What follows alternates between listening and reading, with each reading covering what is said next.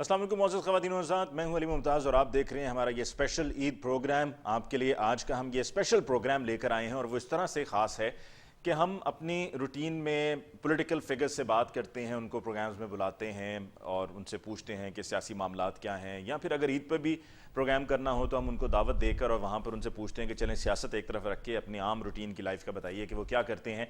या हमारे जो आर्टिस्ट हैं हम उनको बुलाकर ईद के मौके पर हम कुछ हल्की फुल्की ऑन अ लाइटर नोट गुफ्तगू कर लिया करते हैं। लेकिन आज के रोज़ हमने सोचा कि कुछ हटकर किया जाए और बात उन हीरोज से की जाए जो हमारे मुल्क का फ़ख्र हैं और उन्होंने मुल्क का नाम रोशन किया है, और उनके काम पर उनको पजीराई सिर्फ पाकिस्तान में नहीं बल्कि पाकिस्तान से बाहर भी हासिल हुई है। तो आज का हमारा ये प्रोग्राम हमारे इन हीरोज़ के नाम है। अभी प्रोग्राम के आगाज़ में हम वक्फ़ा लेंगे, लेकिन वक्फ़े पे जाने से पहले मैं आपको बता दूं कि जैसे हम लौट कर आएंगे तो हम बात करेंगे समर खान से, जो साइकिलिस्ट हैं और ये पहली खातून हैं दुनिया में कि जिन्होंने 4500 मीटर, जी हाँ 4500 मीटर काराकोरम माउंटेन्स गिलगित बल्तिस्तान के जो हैं वहाँ पर साइकिल करते हुए ये पहुँची और ये बॉर्डर तक, पाक चाइना बॉर्डर तक गई। और एक खातून के लिए ये एक बहुत बड़ी अचीवमेंट है। और इनकी देखा देखी और भी ख़वातीन हैं जो यकीनन ये चाहती हैं कि वो भी इसी तरीके से साइकिलिंग और इस तरह के एडवेंचर स्पोर्ट्स में हिस्सा लें। इनकी अचीवमेंट के हवाले से क्या मुश्किलात थीं जिनका सामना करना पड़ा और आगे के मुस्तकबिल के लिए उनके क्या प्लान्स हैं, इस पर हम समर खान से बात करेंगे, लेकिन एक ब्रेक के बाद।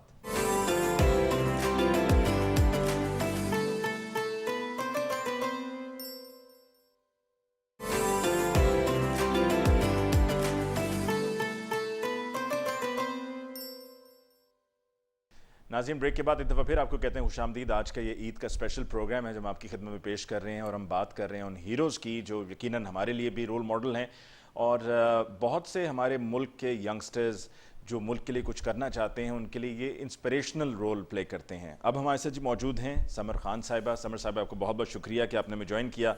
हमने प्रोग्राम के आगाज़ में आपकी अचीवमेंट्स को मैंशन किया और डेफिनेटली आप उसके लिए मुबारकबाद की मुस्तहिक हैं। मुझे ये बताइएगा कि being a woman obviously there is no limit to achieving heights, लेकिन आपने बुलंदियों को छूने के लिए साइकिलिंग का इंतखाब किया। दिस वाज वेरी यूनिक, और वो भी साइकिलिंग कोई आम ट्रैक पे नहीं बल्कि right up to the mountains Karakoram की तरफ जाते हुए, जहाँ पर वैसे भी लोग गाड़ी पे जाते हुए सोचते हैं कि इतनी बुलंदी इतनी ऊंचाई, और आप साइकिलिंग करते हुए वहाँ पर पहुँच गए। तो how did you come up with this idea of cycling and that to right up to the mountains?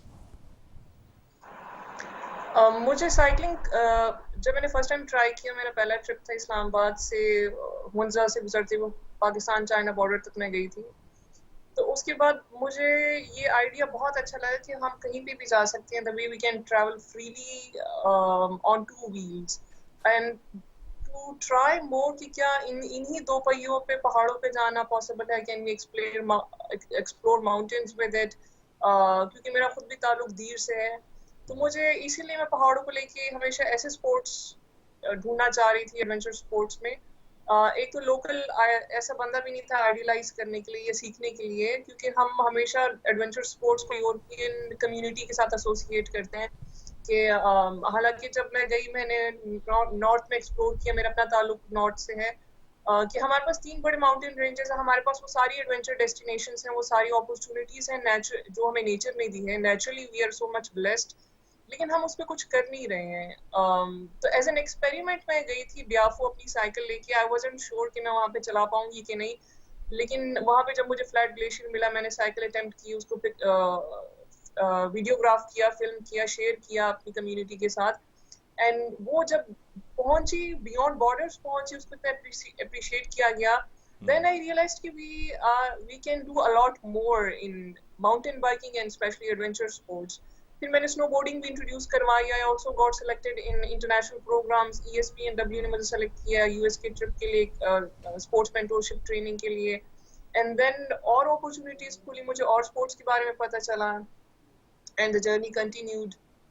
समझ ये बताइए कि क्या हमारे यहाँ कोई ऐसा इंस्टीट्यूशन मौजूद है या कोई ऐसी एसोसिएशन कायम की गई हो कि जो यंगस्टर्स को सपोर्ट करे और उनको वो जो नेसेसरी बैकिंग है वो उनको उन एसोसिएशंस के ज़रिए मिले, ताकि जो भी उनका कोई शौक़ है और जो कुछ वो करना चाहते हैं उनमें उनके लिए मददगार साबित हो?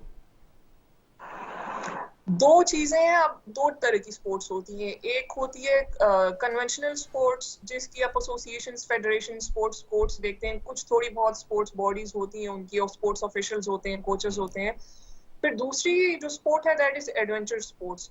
अब हमारा कल्चर ऐसे है कि एडवेंचर स्पोर्ट्स को हम सिर्फ एज अ रिक्रिएशन देखते हैं कि वो घूमने फिरने की चीज है, या अक्सर लोग कहते हैं तो टाइम जाया करने की चीज है। हालांकि इंटरनेशनली आप देखें तो it's a proper professional sports. इसमें जैसे कन्वेंशनल स्पोर्ट्स में सबसे बड़ा प्लेटफॉर्म ओलंपिक्स लेके जाता है आपको, तो एडवेंचर स्पोर्ट्स आपको एक्स गेम्स लेके जाता है, इंटरनेशनल इवेंट्स पे लेके जाता है। ग्लोबल चैंपियनशिप्स होती है माउंटेन बाइकिंग की, स्नो बोर्डिंग की, रॉक क्लाइंबिंग की, like all these championships and events exist. तो पहले तो हमें इसको एज अ प्रोफेशनल स्पोर्ट्स लेना पड़ेगा, उन एथलीट्स को as a professional athletes deal करना पड़ेगा कि ये खाली घूमते फिरते नहीं है, ये properly. And adventure sports involve a lot of life and death risk, तो वो इंडोर स्पोर्ट्स से बहुत ज्यादा रिस्की है ऑलरेडी।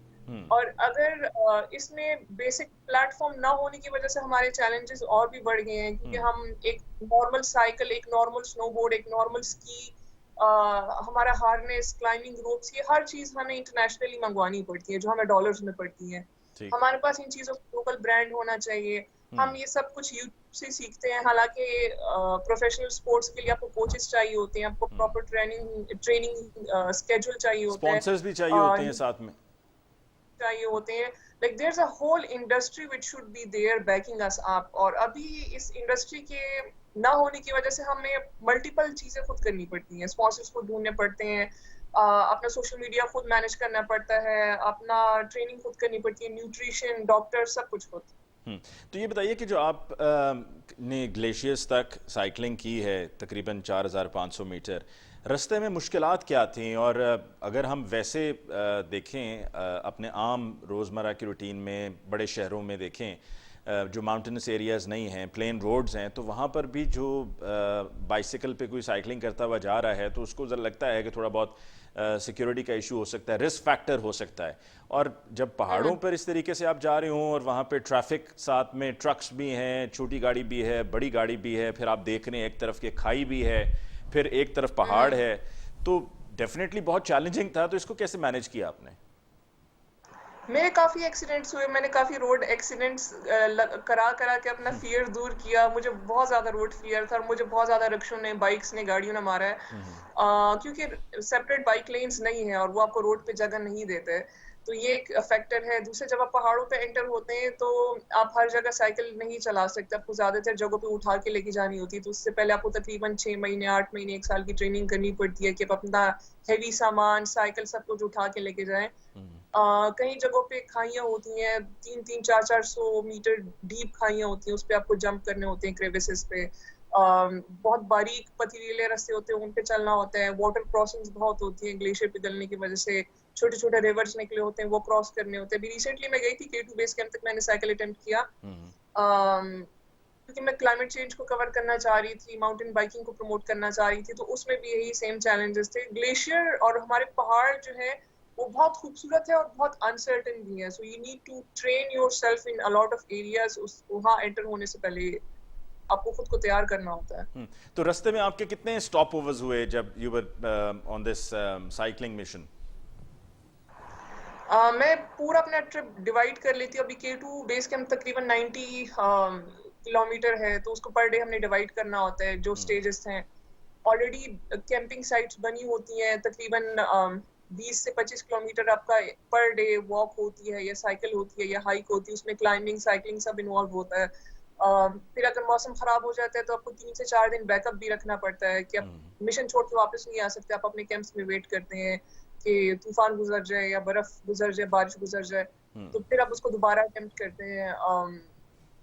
दूसरा, आपकी चीजों का पावर बैकअप का बहुत ख्याल रखना होता है। सारी चीजें हम अगर उसको कैप्चर करना है, वीडियो फिल्मिंग करनी है, तो बहुत सारी एक्स्ट्रा बैटरीज, पावर बैंक्स, अपना स्नैक, खाना पीना, फ्यूल, सब कुछ आपको लेके जाना होता है। तो ये बताइए कि आप इस्लामाबाद में रहती हैं, ये तो आप साइकिलिंग करते हुए वहाँ पर ग्लेशियर्स तक पहुँच गई, लेकिन क्या ये जो साइकिलिंग का शौक़ है, जाहिर सी बात है ये शौक़ जिन लोगों को है उनको ऐसा शौक़ है कि उसके बगैर उनका गुजारा नहीं होता। मतलब उनको लगता है कि जिस तरह उनकी रूटीन में कुछ कम है, कुछ मिसिंग है।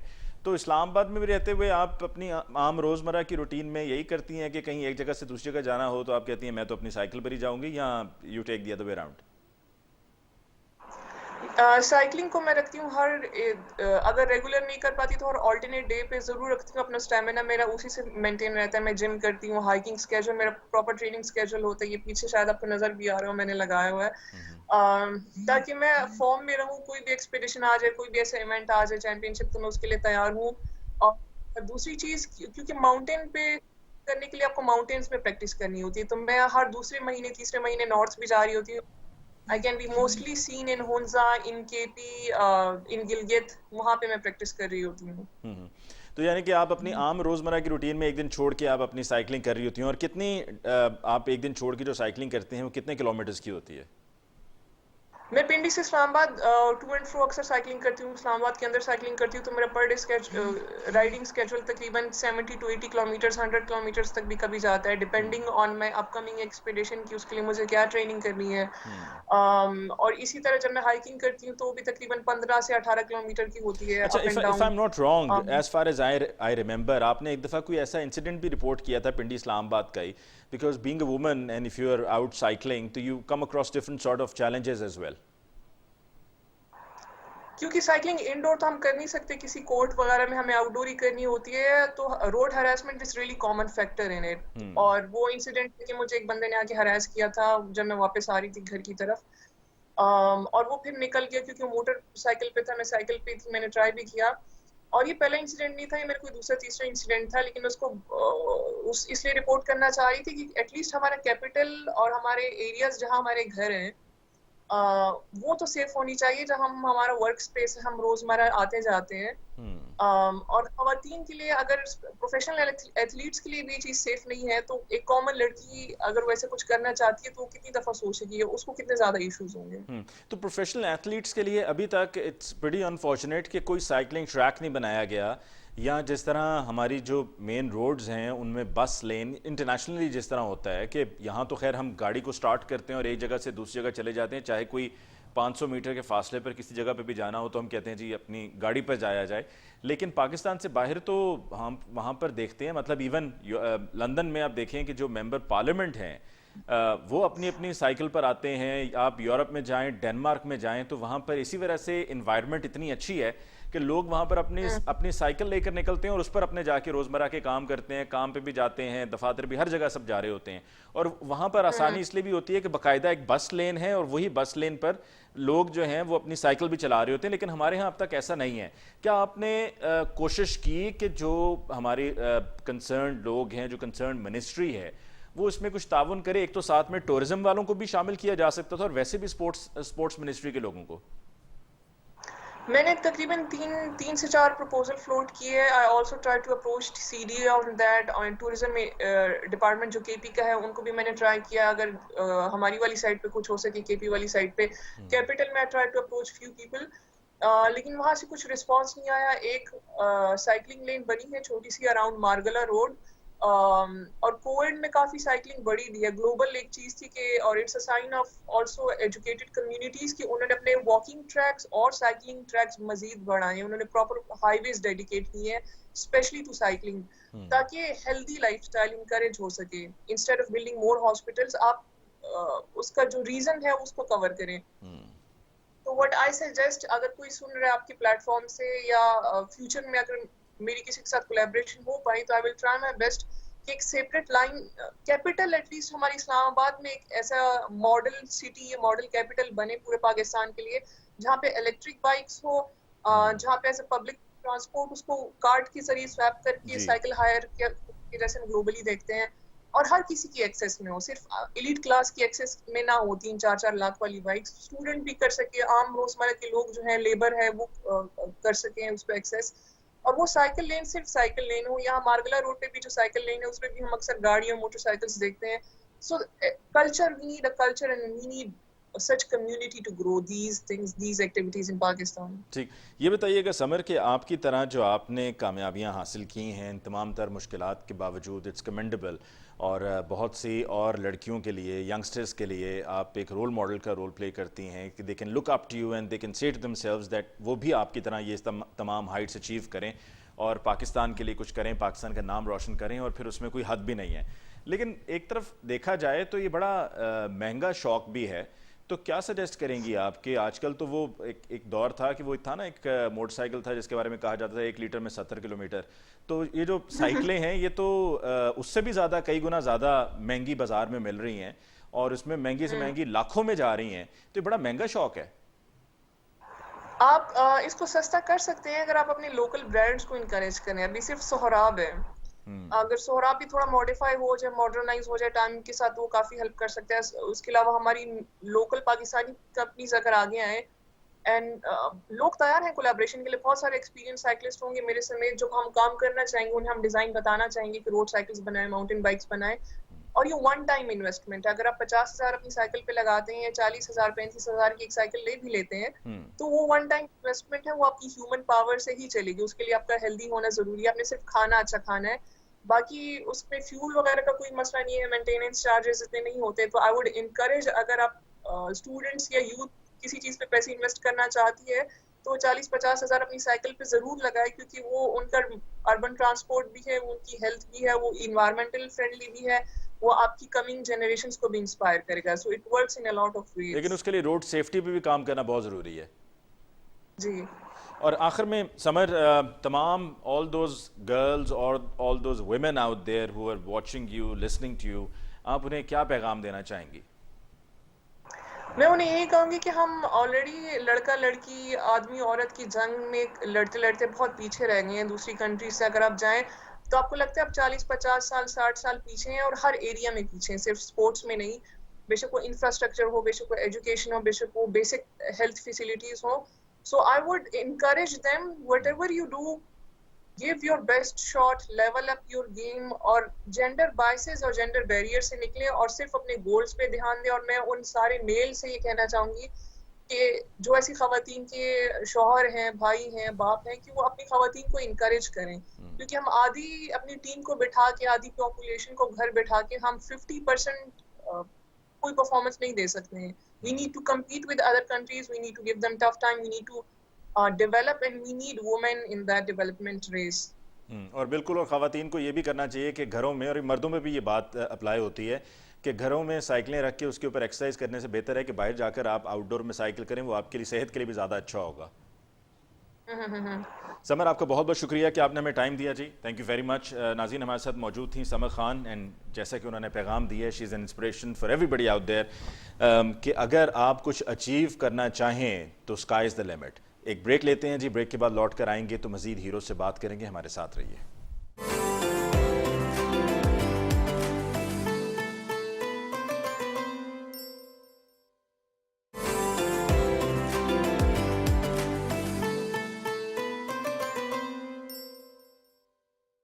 नाज़रीन, ब्रेक के बाद एक दफ़ा फिर आपको कहते हैं खुशामदीद। गुफ्तगू का सिलसिला जारी, और अब हमारे साथ हमारे एक ऐसे हीरो मौजूद हैं जिन्होंने पाकिस्तान का नाम पूरी दुनिया में रोशन किया है। और इससे पहले मुझे याद है कि एक वक्त था कि जब ओलंपिक्स में ब्रॉन्ज़ मेडल जीता था हसनैन शाह ने, और बॉक्सिंग में जीता था, तो हमारे लिए बहुत बड़ी वो अचीवमेंट थी। और उसके बाद फिर हमने ख्वाहिश ही की कि हमारी इस तरह से इंटरनेशनल प्लेटफॉर्म्स में बॉक्सिंग के मुकाबलों में नुमाइंदगी हो, और कोई ऐसा बॉक्सर भी हो जो पाकिस्तान का नाम पूरी दुनिया में रोशन करे। लेकिन जिनसे हम बात करने जा रहे हैं, इनसे पहले तक कोई नहीं था। एक बीच में आया एक फेज़ के जिसमें आमिर खान के, जिनका ताल्लुक़ पाकिस्तान से है लेकिन वो बरतानवी शहरी हैं, उन्होंने बरतानिया की नुमाइंदगी की, ओलंपिक्स में कामयाबी हासिल की, और फिर इंटरनेशनल प्लेटफॉर्म्स पे भी उन्होंने बॉक्सिंग के मुकाबले जीते। तो उनको आइडलाइज पाकिस्तान में किया गया, लेकिन somebody from with in Pakistan हमें कोई नहीं नज़र आया। लेकिन आज हमारे साथ मौजूद हैं मोहम्मद वसीम साहब, हमारे हीरो हैं। जैसे कि मैंने कहा, पाकिस्तान में कई बॉक्सिंग के मुकाबलों में हिस्सा लिया, कामयाबी हासिल की। इसके अलावा इंटरनेशनल मुकाबलों में, कॉमनवेल्थ गेम्स में, किंग्स कप में, एशियन गेम्स में पाकिस्तान का नाम रोशन किया। वसीम, आपका बहुत बहुत शुक्रिया कि आपने हमें ज्वाइन किया। हम तो चाह रहे थे कि अगर आप लाहौर में होते तो हम आपसे कुछ बॉक्सिंग टिप्स भी लेते और आपसे पूछते भी कि किस तरीके से हम भी कुछ थोड़ा बहुत बॉक्सिंग सीख सकते हैं। कभी कभार किसी को ज़ेर करना पड़ जाता है, ज़्यादा गुस्सा आया हो। लेकिन बहरहाल आपसे हम सबसे पहले ये पूछेंगे कि ये बताइएगा कि बॉक्सिंग एक मुश्किल स्पोर्ट है और एक ख़तरनाक स्पोर्ट भी है जब आप इंटरनेशनल बॉक्सिंग अरीना में जाते हैं, क्योंकि वहाँ पर एनीथिंग कैन हैपन, और ऐसे वाक़यात भी माजी में होते चले आए हैं। तो आपने बिल्कुल। बॉक्सिंग जब शुरू की तो किसको आइडलाइज किया? बिस्मिल्लाहिर्रहमानिर्रहीम। पहले तो मैं आपके चैनल का शुक्रिया अदा करता हूँ आप सबका, कि आप लोगों ने काफ़ी सपोर्ट किए मुझे मेरे बॉक्सिंग करियर में। बॉक्सिंग आपको पता है एक बहुत टफ स्पोर्ट है। और फिर मैं बेसिकली कोयटा से हूँ। फिर कोयटा शहर से आप मतलब इतने बड़े लेवल पे जाके बॉक्सिंग करे, ये एक बहुत बड़ी बात होती है, जहाँ पर आपको कोई फैसिलिटीज़ भी नहीं हो और इवन जिम नथिंग। मतलब आप किसी भी मतलब आपके पास कुछ भी नहीं, आप जाके एक वर्ल्ड लेवल पे और पाकिस्तान की हिस्ट्री में पहला बॉक्सर हूँ जो यूनिफाई जो रैंकिंग्स है WBA, WBO, IBF, WBC में नंबर 1 रहा हूँ अल्हम्दुलिल्लाह। स्टिल वर्ल्ड रैंकिंग में टॉप 5 में हूँ, WBA में नंबर 1 हूँ। तो मेरे लिए पाकिस्तान के लिए बड़ी एजाज़ की बात है। और ये एक बड़ी टफ स्पोर्ट्स है और कोयटा जैसी शहर में हमारे पास दूसरी अपॉर्चुनिटीज़ नहीं होती। उधर 2 ही स्पोर्ट्स हैं, फुटबॉल और एक बॉक्सिंग। तो ये बड़े हार्ड वर्क स्पोर्ट है। बॉक्सिंग तो बहुत टफ है। आपको पता है कि आप रिंग में जाते हैं, मुकाबला करते हैं, उससे पहले आपको बड़ी ट्रेनिंग करनी पड़ती है टफ जीतने के लिए। फिर स्लोली आप जो प्रोवेंस लेवल है वो जीतते हो, फिर आप पाकिस्तान लेवल पे आते हो, फिर वो जीतते हो, फिर आप एमेच्योर में अपने नेशनल टीम को रिप्रेजेंट करते हो। नेशनल टीम में आप बड़े बड़े इवेंट्स में जाके पाकिस्तान को रिप्रेजेंट करते हैं, Asian Games, Commonwealth Games, World Championship, Olympic qualifier rounds, ये सारे किंग्स कप, अहमद कमिंग कप से बड़े बड़े जो इवेंट्स होते हैं जिसमें मोर देन 35 कंट्रीज आके पार्टिसिपेशन करते हैं। तो वहाँ पे मेडल जीत के फिर आप आहिस्ता आहिस्ता जैसे अब प्रोफेशनल बॉक्सिंग काफ़ी ज़बरदस्त प्रमोट हुआ है पूरी दुनिया में। और मेरे वजह से पाकिस्तान में बहुत ज़्यादा प्रमोट हो गया प्रोफेशनल बॉक्सिंग। आप देखो अभी आपको हर मोहल्ले में गली में बॉक्सर्स नज़र आते हैं। तो ये मेरे लिए कंट्री के लिए बड़ी अचीवमेंट है। और इसमें तो बॉक्सिंग में तो स्टेमिना भी बहुत ज़्यादा चाहिए होता है, बिकॉज आप जितना तेज़ी से मूव कर रहे होते हैं, साथ में आपकी बॉडी मूवमेंट के साथ साथ आपके जो हाथों की मूवमेंट है, तो उसमें तो आपको स्टेमिना बल्कि कई स्पोर्ट्स से शायद ज़्यादा चाहिए होता है। बहुत बड़ा साइंस है बॉक्सिंग। मैं तो वर्ल्ड लेवल मतलब world class boxing, world class training still कर रहा हूँ। One of the biggest boxing promotion में काइंड हूँ। मुझे पता है हमने पाकिस्तान में भी बॉक्सिंग की है, जो पाकिस्तान के लेवल पे, फिर एमेच्योर बॉक्सिंग में इंटरनेशनल वर्ल्ड लेवल पर भी किया है, ओलंपिक क्वालिफायर राउंड्स भी खेले, एशियन गेम्स में भी मेडल जीता, कॉमनवेल्थ में भी 2 दफ़ा जीता, वर्ल्ड कॉम्बैट गेम्स का गोल्ड मेडल हूँ। लेकिन जो प्रोफेशनल बॉक्सिंग में जो ट्रेनिंग है और फिर उसमें जो सेक्रीफाइसेस है, जो हार्ड वर्क है, वो बड़ा डिफरेंट है। उसमें डाइट, न्यूट्रिशन, बहुत ज़्यादा साइंस है बॉक्सिंग में। मतलब एक अलग स्पोर्ट्स है पूरी, जितने भी स्पोर्ट्स है उसमें सबसे ज़्यादा टफ है। आपको एक टाइम में जो आपकी ट्रेनिंग होती है, सिर्फ हमारी रनिंग में इस टाइम भी रमज़ान में रात को जाके मैं 10 किलोमीटर 12 किलोमीटर रन करता हूँ 10 to 12 एवरी। किलोमीटर्स रमज़ान में भी आप कर रहे हैं?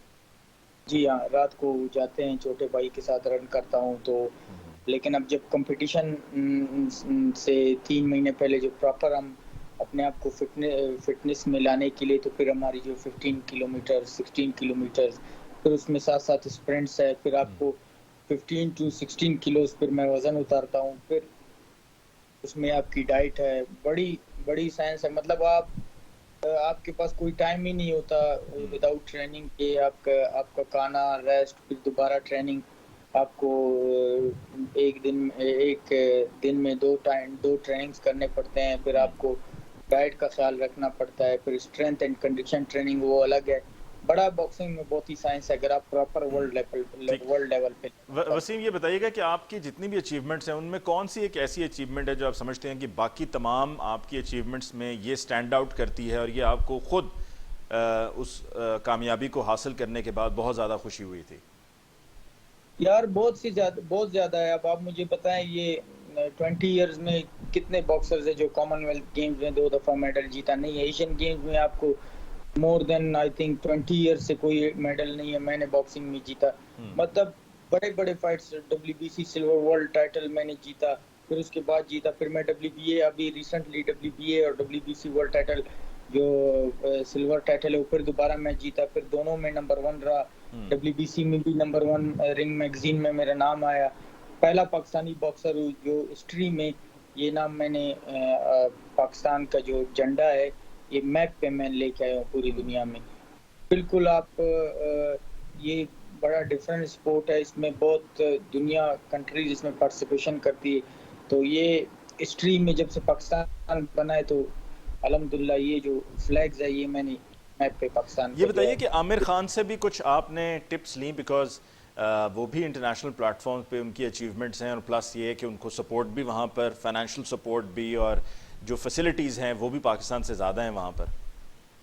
जी हाँ, आमिर खान के साथ मेरी एक ही इवेंट मैंने उसके जो एक ही प्रमोशंस उसमें मैंने एक ही फाइट की थी लाहौर में, ये आई थिंक 2019 में। फिर उसके बाद असल में वो हमारी जो प्रमोशन है वो अलग है। पहले मैं MTK में था, तो फिर अब MTK से मेरा कॉन्ट्रैक्ट ख़त्म हुआ। अब दुनिया की सबसे बड़ी प्रमोशन प्रोबेलम जो एक अमेरिकन प्रमोशन है उसमें हूँ।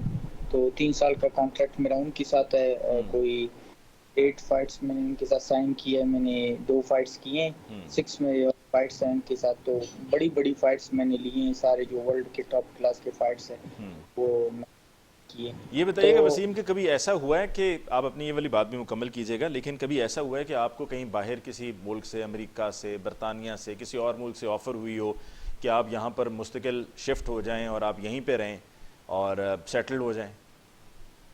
यार मैं तो आपको क्या बताऊँ, स्टिल मतलब मैं रहता हूँ स्कॉटलैंड में हूँ, मैं बेस्ड वहीं पे हूँ, मेरा जिम वहाँ पर है, सब कुछ।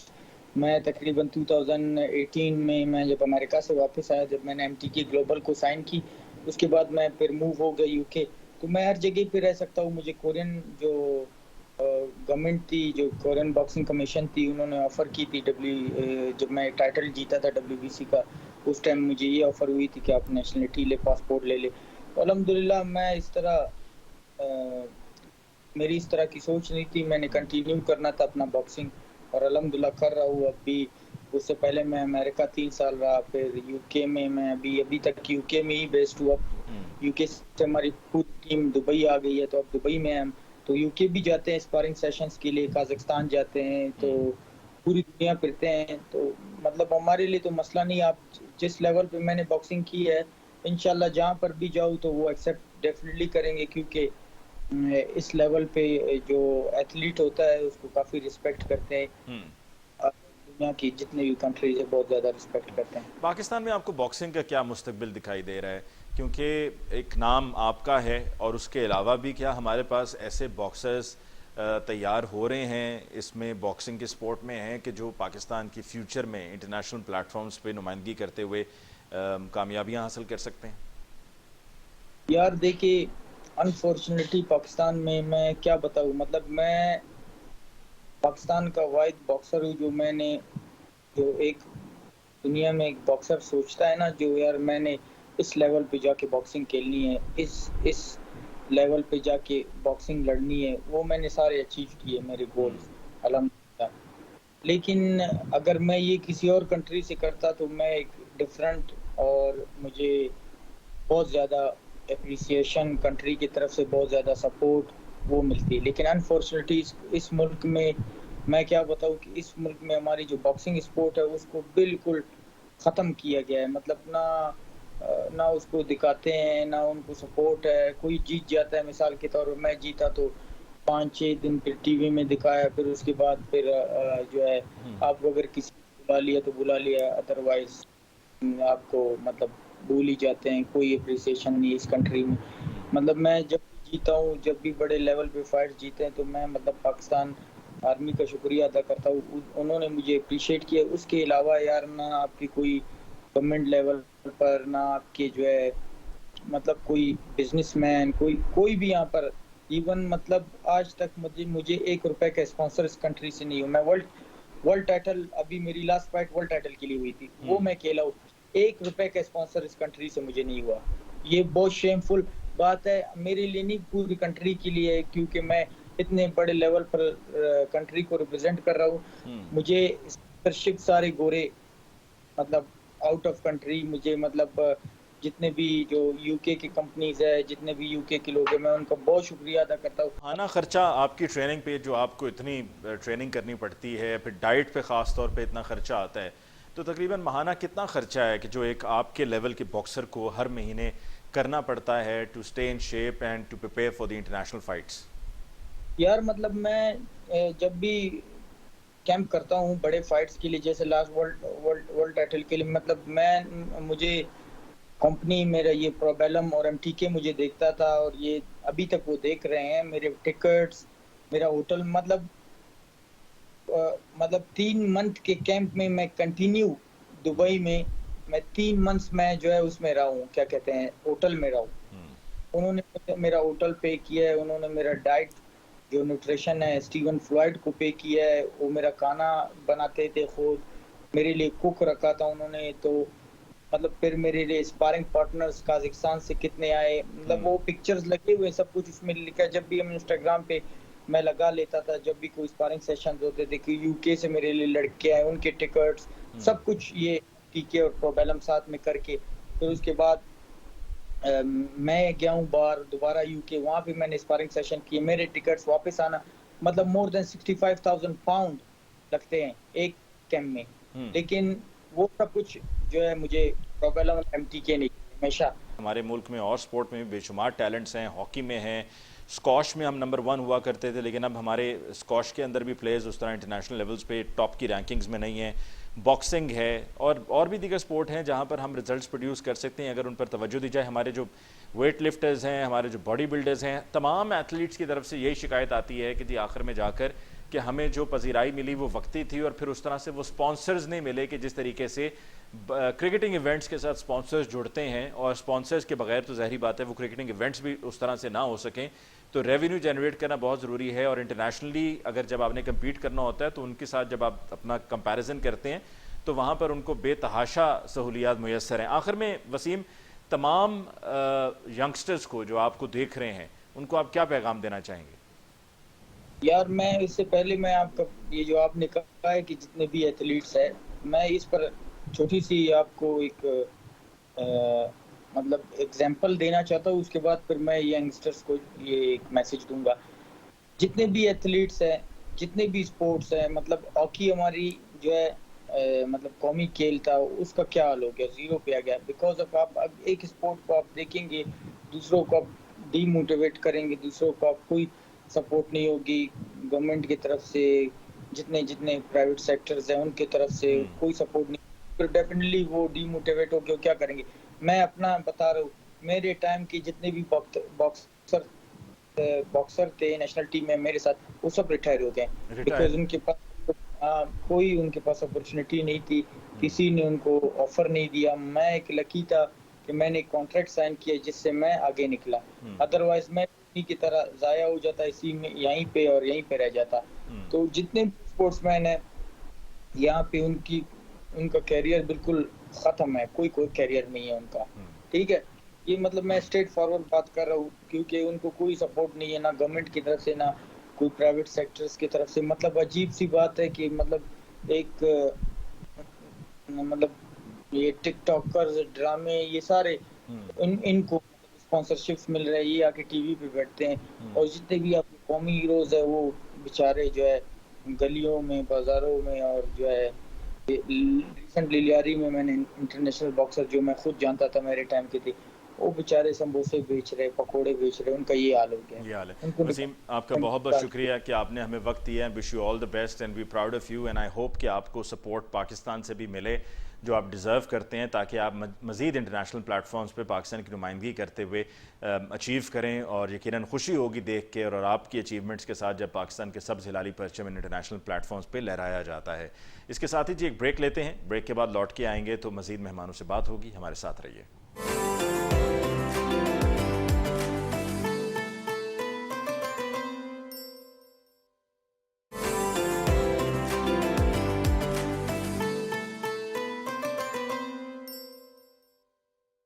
नाज़रीन, ब्रेक के बाद एक दफ़ा फिर आपकी खिदमत में हाजिर। आज का हमारा ये स्पेशल प्रोग्राम है जो ईद के मौके पर हम आपके लिए पेश कर रहे हैं। और वक्फे से पहले हम बात कर रहे थे मोहम्मद वसीम से, और उससे पहले हमने बात की समर खान से। दोनों ही अपनी अपनी फील्ड्स में उन्होंने पाकिस्तान का नाम रोशन किया, उनकी अचीवमेंट्स हैं।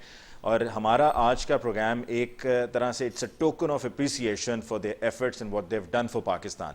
और अब हमारे साथ एक ऐसी शख्सियत मौजूद हैं जिन्होंने बहुत कम उम्र में अपने फ़न का लोहा मनवाया। पाकिस्तान में भी उनको पसंद किया गया, पाकिस्तान से बाहर भी उनको पसंद किया गया, और हमने ये दुनिया को बताया कि हमारे मुल्क में टैलेंट की कमी नहीं है। मतलब हमारा जो पड़ोसी मुल्क है वहाँ पे बात की जाती है कि जी बड़ा टैलेंट है वहाँ पर, लेकिन उसके बरक्स पाकिस्तान में भी ऐसे ऐसे हमारे पास हीरे मौजूद हैं जिनके बारे में शायद हम उस तरह से उनको तलाश नहीं कर पाते, लेकिन जब हम करने निकलते हैं तो हम खुद हैरान रह जाते हैं कि हमारे पास ऐसा टैलेंट भी मौजूद है।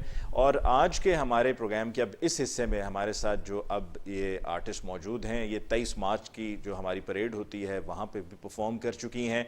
जी हाँ, I am talking of Hadiya Hashmi. Hadiya, आपका बहुत बहुत शुक्रिया कि आपने हमें ज्वाइन किया।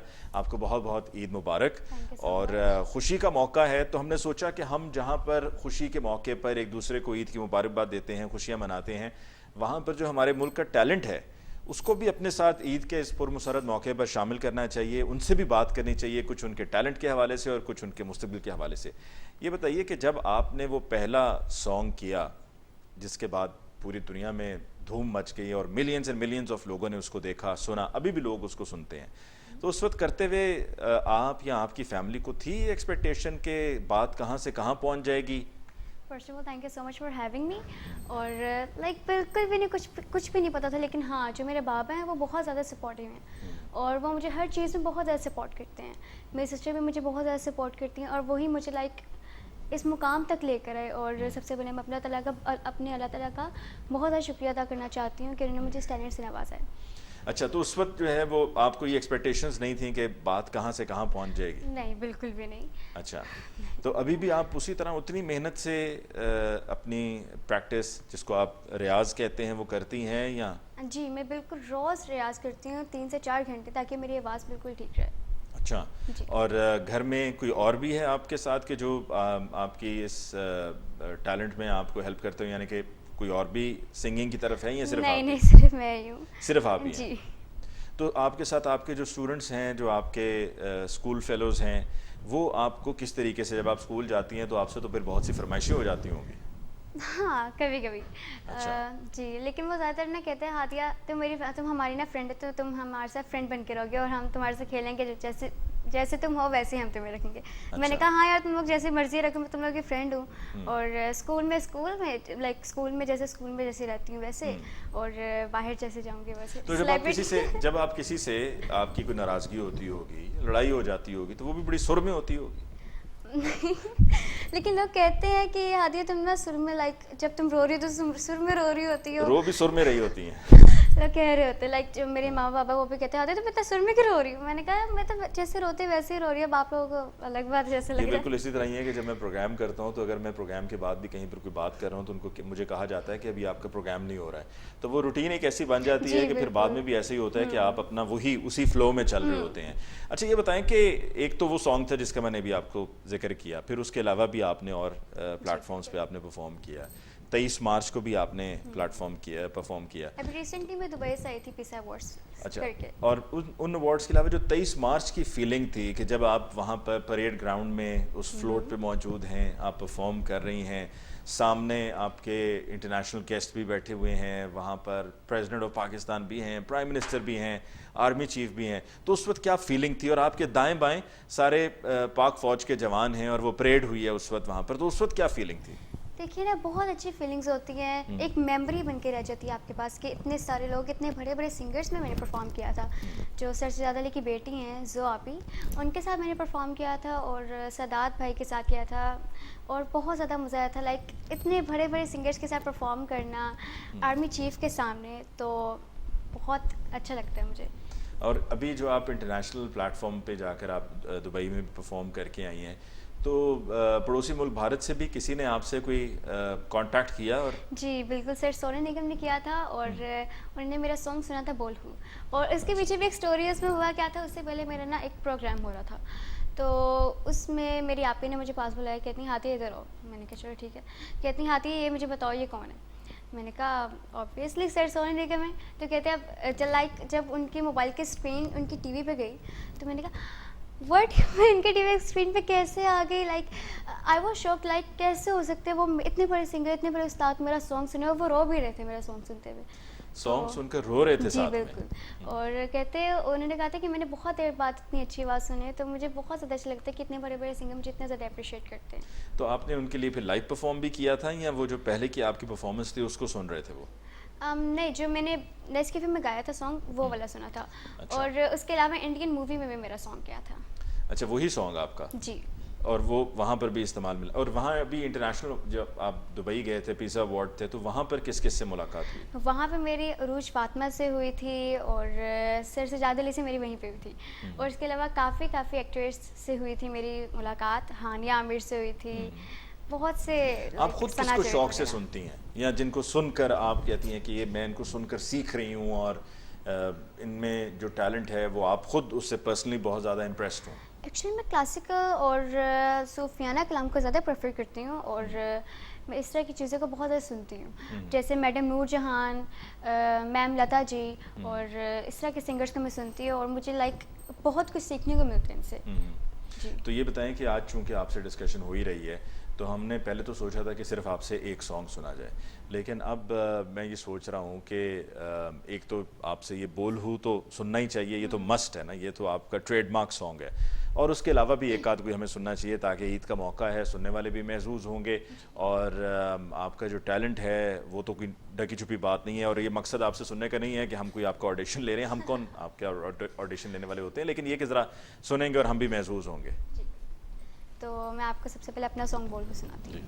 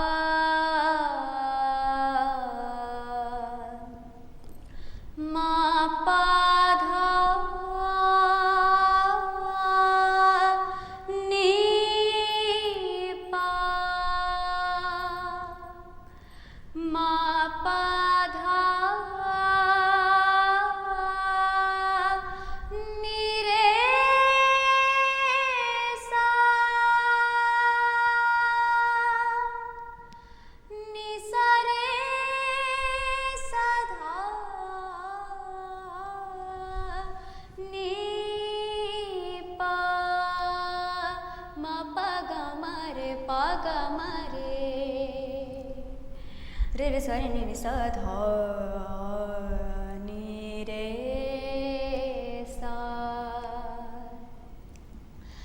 विच सजदे सोच किसे होर दी क्यों दिल में तेरे दर्द है रोग है क्यों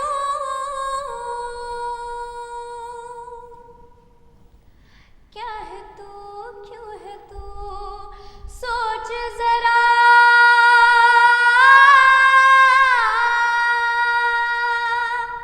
लड़ जा अपनी जंग तू कर दे सबको दंग तू बना ले छोटी सी दुनिया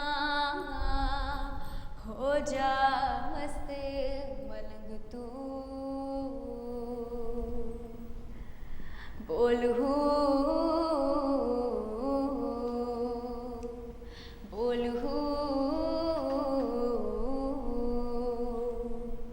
बोल तू अल्लाह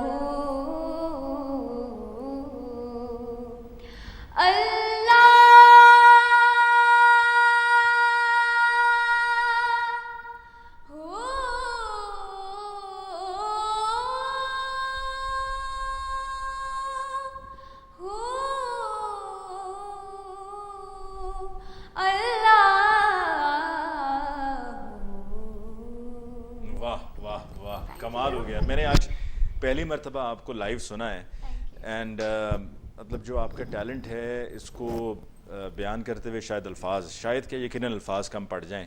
और दूसरी एक और बात जो आजकल बहुत ज़्यादा हमने देखा है कि होना शुरू हो गई है कि बहुत से हम आर्टिस्ट को सुनते हैं लेकिन जब उनसे लाइव परफॉर्म करने को कहा जाता है तो उनसे नहीं हो पाता है। और उसके पीछे एक वजह यह भी होती है कि कुछ शौकिया सिंगर्स होते हैं और फिर वो आजकल हमारे सॉफ्टवेयर्स भी बेशुमार ऐसे आ चुके हैं जो आपको सपोर्ट करते हैं, आपको हेल्प करते हैं, फिर माइक्रोफोन्स की मदद से वगैरह वगैरह वगैरह, और फिर म्यूज़िक ट्यूनर्स लग जाते हैं और फिर म्यूज़िक कई मरतबा जो है उसको ज़रा ऊंचा रखा जाता है ताकि जो आपके गाने में जो कोई कमी बेशी है वो वहाँ पर म्यूज़िक को ऊपर रखने से वो वहाँ से कवर हो जाए।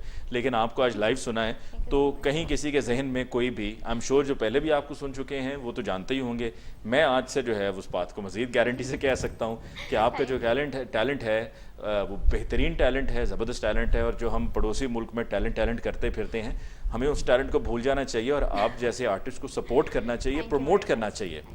क्योंकि जब आप कहीं जाकर परफॉर्म करते हैं तो आप पाकिस्तान की नुमाइंदगी कर रहे होते हैं। आपने जिस तरह भी दुबई में परफॉर्म किया तो आपने वहाँ पर पाकिस्तान की नुमाइंदगी की। और यहाँ पर भी यह है कि आप अपने फ़न में जितना आगे जाएंगे आपको सपोर्ट करना चाहिए।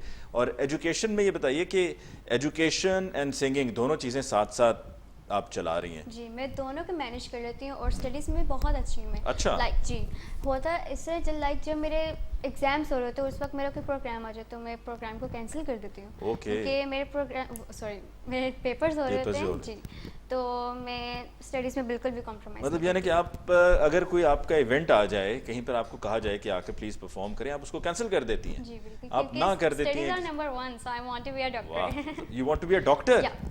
ज़बरदस्त। तो फिर तो मरीज़ जो हैं वो तो उनको तो ज़बरदस्त इलाज हो जाएगा। एक तो कहा जाता है ना कि मौसीकी रूह की ग़िज़ा है, तो वहाँ पर एक आपका ये गाने वाला एलिमेंट और फिर आपके पास वो मेडिकल साइंस की भी तालीम होगी, तो फिर ये दोनों कॉम्बिनेशन जब मिलेंगी तो मरीज़ तो बड़े आपके खुश रहेंगे। सही बात है। कुछ लोग कुछ मेरी शायद वो भी हो जिनको म्यूजिक का ज़्यादा शौक होता है, वो कहें हाँ आप हमें गाना सुना तो मैं सुना दूँगी, हम ठीक हो जाएंगे। बल्कि कई लोगों के लिए तो देखें ना, बहुत से लोग टेंशन का शिकार होते हैं, ज़िंदगी में बेशुमार टेंशन होती हैं, तो उनके लिए म्यूज़िक जो है वो उनको वो रिलैक्सेंट का काम कर रहा होता है। तो घर में आपको सबसे ज़्यादा आपकी सिंगिंग में अगर कोई गलतियाँ वगैरह निकालता है तो कौन? मेरे बाबा। अच्छा जी, वो कहते हैं आदिया नहीं तुमने यहाँ से सही नहीं किया, दोबारा करो जाके प्रैक्टिस। नहीं तो आप उस पर क्या कहती हैं, ठीक है मैं जाके दोबारा प्रैक्टिस करती हूँ, या आपको ये होता है कि मैं अब इतना परफॉर्म कर चुकी हुई हूँ और इतने लोग मुझे अब जानते हैं, पसंद करते हैं, तो बाबा अब आप मुझे मेरी गलतियाँ ना बताएं अब? नहीं, मेरे अंदर अभी तक एटीट्यूड नहीं है और मैं इंशाल्लाह कभी भी नहीं आएगा। और मेरे बाबा मामा हमेशा मुझे जितना भी ऊपर जाती रहूँगी, मेरे बाबा मुझे समझाते हैं। ये बताएं आपने क्या एटीट्यूड नहीं है, माशाल्लाह बड़ी अच्छी बात है, लेकिन जब आपकी अपने से सीनियर आर्टिस्ट से मुलाकात होती है तो कभी कोई आपको ये नहीं कहता है कि हादिया ज़रा एटीट्यूड में रहा करो, और एटीट्यूड में रहोगे तो और वैल्यू और वर्थ बढ़ेगी? नहीं, एटीट्यूड से कुछ नहीं होता, जितना आप हम्बल रहेंगे ना, जितना आप डाउन टू अर्थ रहेंगे उतना ज़्यादा अच्छा होगा। माशाल्लाह, ये तो और भी अच्छी बात है। दिस शोज़ के आपकी घर पे माशाल्लाह से जो अपब्रिंगिंग है वो बहुत अच्छी है कि कई मरतबा लोग जब किसी बुलंदी पर पहुंचते हैं तो फिर उसके बाद वो ये किसी हद तक भूल जाते हैं कि there was another time as well, और पैर ज़मीन पे लगे रहने चाहिए तो ही आप तरक्की करते रहते हैं। और हमेशा ये याद रखना चाहिए कि कभी कोई एक वक्त नहीं रहता है। अल्लाह ताला आपको मज़ीद तरक्कियाँ दे, आप मज़ीद बुलंदियों को छुएँ। मुझे ये बताइएगा कि अब आप पढ़ाई भी कर रही हैं, साथ में आपकी सिंगिंग भी चल रही है, तो अगर आपसे एक सवाल पूछा जाए कि आप पाकिस्तान के लिए कुछ करना चाहती हैं तो क्या करना चाहेंगी?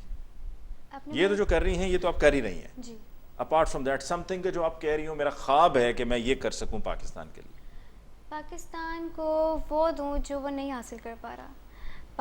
काफ़ी हमारे मुल्क में सुकून है, अभी मैं दुबई में गई थी, वहाँ पे मुझे इतना सुकून नहीं मिलेगा क्योंकि अपना मुल्क ना अपना होता है, वहाँ पे आपको जाके सुकून मिलता है, अपने लोग मिलते हैं। वहाँ पे दुबई में होता है ये, या काफ़ी मुल्कों में इस तरह होता है कि लोग अपने काम से काम, लेकिन यहाँ पे आके ना अपनी अपनायत महसूस होती है। तो मुझे मेरा पाकिस्तान बहुत अजीज़ है। बाहर भी गई, घूम कर आई, लेकिन फिर भी आपका जो है वो दिल पाकिस्तान के लिए धड़कता है। ये बताएं कि जितनी भी अभी आपकी एज ग्रुप की लड़कियां आपको सुन रही हैं उनको क्या मैसेज देना चाहेंगी? ये कि किसी भी चीज़ का ये ना कि ये बहुत मुश्किल है। अगर आपने पहले सोच लिया कि ये मुश्किल है तो वो मुश्किल रहेगी। आप पहले से कहें कि नहीं यार ये तो कोई मुश्किल नहीं है, तो मैं अभी कर लूँगी चीज़ को, इंशाल्लाह हो जाएगी वो। और मैंने ये चीज़ आजमाई हुई है, अपने जब होते हैं कोई क्वेश्चंस या सिंगिंग में भी, तो लाइक स्कूल के काम में यार मेरे से नहीं हो रहा है, मैं कहती हूँ नहीं ये अभी हो जाएगा तो अभी होगा, तो वो हो जाता है। यानी कि आप जितनी ठान भी- लेती हैं कि मैंने करना ठान है सो जी, करना है, जी, अगर हमने पहले सोचा ना कि ये नहीं होना तो फिर वो नहीं होना यानी कि हार नहीं माननी है। जी। और हमेशा हम्बल रहें और डाउन टू अर्थ रहें। जबरदस्त, ये मुझे बात आपकी बहुत अच्छी और लगी मेरे है। बाबा के एक एग्जांपल है कि हमेशा झुके हुए पेड़ को ना फल लगता है, वाह, तो जैसे कि मैंने कहा कि आपकी अपब्रिंगिंग माशाल्लाह बहुत अच्छी हो रही है, आपके वालिद जो हैं वो मुबारकबाद के मुस्तहिक हैं, बिल्कुल। और इंशाल्लाह आप मुल्क का मज़ीद नाम रोशन करेंगी। और एक वक्त आएगा कि जब अभी भी जिस तरह आपने उनका सोनू निगम का नाम लिया, तो वो वक्त दूर नहीं है जब और भी आपको आकर कहेंगे कि आप हमारे लिए कुछ परफॉर्म करें। तो जिस तरह मैं आपसे कहने लगा हूँ कि अब आपसे हमने इजाज़त भी लेनी है, लेकिन जाते जाते आप हमें, एक तो आपने हमें हमारी मर्ज़ी का सुना दिया बोलू, एक हम आप पर छोड़ते हैं कि अपनी मर्ज़ी का कुछ सुना दीजिए। जी, तो ईद है तो मैं आपको मैडम नूरजहां का सॉन्ग सुनाऊंगी। तू ते मेरी अखियां दी नींद चुराई, तू ते मेरी अखियां दी नींद चुराई, वे बेईमाना, वे बेईमाना, वे हर जाई, तू ते मेरी अखियां दी नींद चुराई।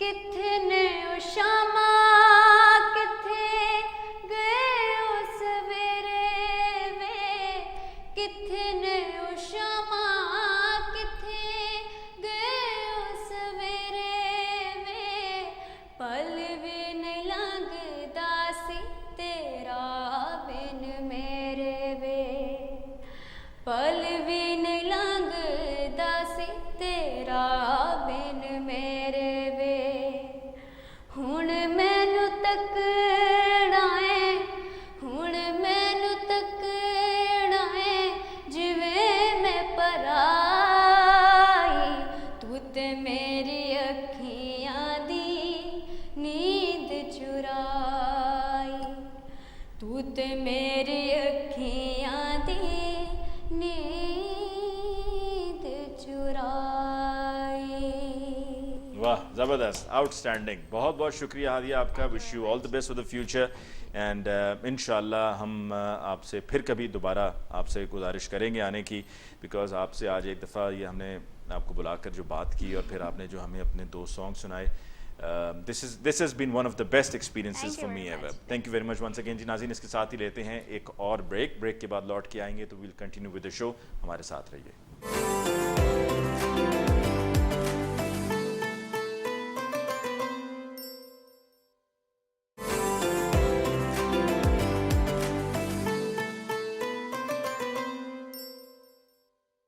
नाज़रीन, ब्रेक के बाद एक दफ़ा फिर आपको कहते हैं खुशामदीद। गुफ्तगू के सिलसिले को आगे बढ़ाते हुए अब हम बात करेंगे आसिम चीमा साहब से, जो फ़ोटोग्राफ़र हैं और पाकिस्तान की नुमाइंदगी की। उन्होंने कई इंटरनेशनल अवार्ड्स उनके काम पर उनको मिले हैं, और ना सिर्फ ये कि वो फ़ोटोग्राफ़र ख़ुद हैं, बल्कि फ़ोटोग्राफ़ी को पाकिस्तान में, मुत्तहिदा अरब अमारात में, कीनिया में और ओमान में सिखा भी रहे हैं, और बल्कि गोल्ड मेडल भी हासिल कर सके हैं फ्रॉम कैमरीना एकेडमी अपने काम की वजह से।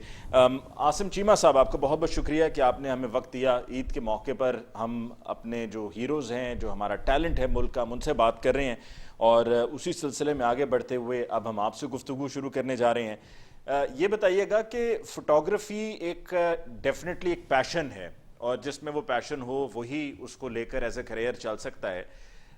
आपने फ़ोटोग्राफ़ी में जो जिस तरह की फ़ोटोग्राफ़ी करने का फ़ैसला किया, ये उस कमर्शलिज़म से ज़रा हट के था, कोई उसकी ख़ास वजह थी? You were attracted to nature, और पहले से ही आपका ये मकसद था, या आपने ख़ुद अपने अंदर एक तब्दीली देखी कि जी मुझे ये कमर्शियल फ़ोटोग्राफ़ी से हट के इस तरफ जाना है? जी, अस्सलाम वालेकुम। बहुत बहुत शुक्रिया, आपने टाइम दिया, और सबसे पहले पूरे पाकिस्तान को, सबको, सब देखने वालों को ईद मुबारक। असल में जो आपका सवाल है बड़ा ही एक दिलचस्प है। वो इसलिए कि मोस्टली बस लोग फोटोग्राफर को सिर्फ यही समझते हैं कि वो फोटोग्राफर ही है, और स्पेशली पाकिस्तान में तो जो सिर्फ कमर्शियल के लिए ही इसको एक शोबा गिना जाता है। तो वाइल्ड लाइफ या नेचर फोटोग्राफी तो पाकिस्तान में बहुत कम की जाती है। एक तो मेरे अंदर ये चीज़ शुरू से ही थी। मुझे फोटोग्राफी से मुझे कोई इतना खास लगाव नहीं था शुरू में। तो मैं असल में नेचर लवर हूँ और नेचर से मुझे बहुत ज़्यादा लगाव है। तो उसी सिलसिले में मैं आप किसी किस्म का उसको आवारागर्दी का नाम दे दें, लेकिन मैं उसको अल्लाह ताला की बनाई हुई कायनात को देखने का उसका नाम देता हूँ। तो मैं जब उस चीज़ में बहुत ज़्यादा था और वो जो एक्सट्रीम था मेरा एक लेवल, तो उसने मुझे आहिस्ता आहिस्ता मजबूर किया कि मैं जो ये सारी चीज़ें देखता हूँ और बाकी लोग नहीं देख पाते, तो मैं क्यों ना इसको कैप्चर करना शुरू करूँ और लोगों को दिखाना शुरू करूँ। तो ये चीज़ वहाँ से शुरू हुई और फिर आहिस्ता आहिस्ता ये नेचर से फिर वाइल्ड लाइफ तक पहुँची। और जहाँ तक बाकी फोटोग्राफी का सवाल है, वो भी साथ साथ मैं करता हूँ, लेकिन जो मेरा अपना जो लगाव है, जो मेरा अपना शौक है, वो नेचर और वाइल्ड लाइफ तक ही महदूद है। अच्छा, और ये बताइए कि आपने जो अपनी वाइल्ड लाइफ और नेचर की जो फोटोग्राफी की, ये पाकिस्तान में की, पाकिस्तान से बाहर की, कहाँ कहाँ आप कर चुके हैं?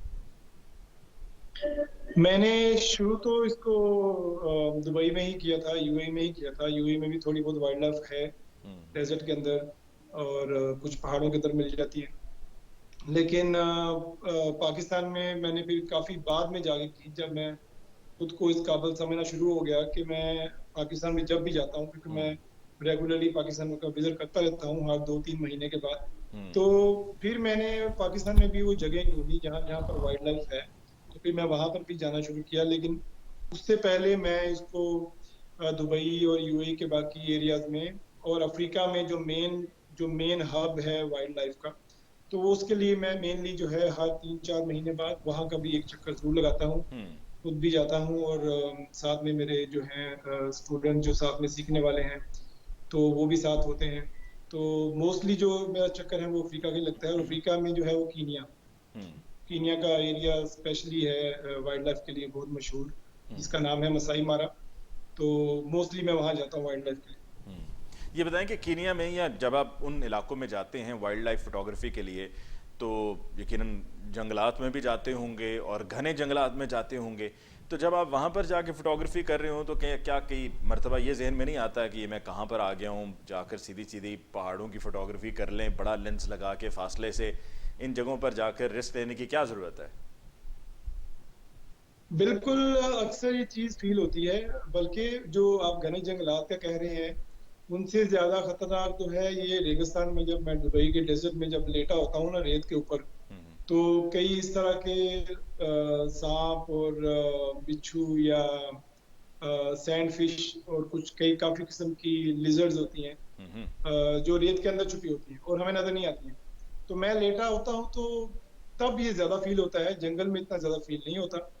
तो डेजर्ट में वो बड़ा अक्सर फील होता है कि पता नहीं सामने से क्या चीज़ जो है वो निकल के सामने आ जाए। क्योंकि 1-2 बार मुझे इसी तरह से सांप का सामना करना पड़ा, तो तब से काफ़ी रहता है। लेकिन पता नहीं इसमें जो लगाव है मेरा फोटोग्राफी में, वो शायद जुनून की हद तक है। आसिम चीमा साहब, आपका बहुत बहुत शुक्रिया कि आपने हमें वक्त दिया। And wish you all the best for future. उम्मीद करते हैं कि आप इसी तरह से मजीद अवार्ड्स भी इंटरनेशनली जीतते रहेंगे। नाज़रीन, आज का हमारा ये स्पेशल प्रोग्राम था ईद का, जिस पर हमने बात की इन टैलेंटेड लोगों से जो अपने अपने शोबे में कामयाबियां समेट रहे हैं और मुल्क का नाम रोशन कर रहे हैं। और हमारे आज के प्रोग्राम को करने का मकसद भी ये था कि लोगों को रिकग्निशन मिलना चाहिए और हमें इनकी हौसला अफजाई करनी चाहिए। और सिर्फ हौसला अफजाई कुछ अरसे के लिए नहीं, बल्कि इस हौसला अफजाई के सिलसिले को जारी रखना चाहिए। आज के प्रोग्राम से जी इतना ही। जाते जाते एक दफ़ा फिर तमाम देखने वालों को बहुत बहुत ईद मुबारक। ईद के इस खुशी के मौके पर एक दूसरे से मुलाकात करके नाराज़गियों को दूर कीजिए, प्यार बांटिए, मुस्कुराहटें बिखेरिए। मुझे अली मुमताज़ को दीजिए इजाज़त। इंशाल्लाह आपकी खिदमत में जल्द फिर हाजिर होंगे। तब तक के लिए अल्लाह निगहबान।